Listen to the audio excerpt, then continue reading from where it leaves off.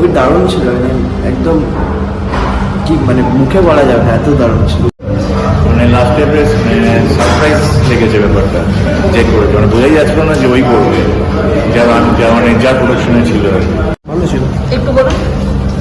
ভালো ছিল, একটু good only, it could have been better, একটু বেটার লাগতো, বাট ইট ওয়াজ গুড। বলুন। ভালো হয়েছে, ভালো হয়েছে, ভালো হয়েছে, খুবই ভালো হয়েছে। বাচ্চাদের জন্য বিশেষ করে খুবই ভালো হয়েছে। ঠিকঠাক, মানে আমরা যেরকম ফেলুদার মুভি দেখে এসেছি সেরকমই। হ্যাঁ মানে ইন্টারেস্টিং ছিল প্রথমের দিকে একটু। স্টোরি লাইন এক্সট্রিমলি ম্যাচ করে গেছে। হ্যাঁ হ্যাঁ হ্যাঁ, খুব ভালো ম্যাচ করে। ফেলুদা কেমন লাগলো?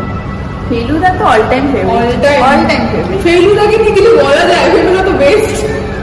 হ্যাঁ, আর অ্যাক্টিং মোটামুটি ঠিকঠাকই অ্যাক্টিং আছে, ভালোই লাগলো ওভারঅলে।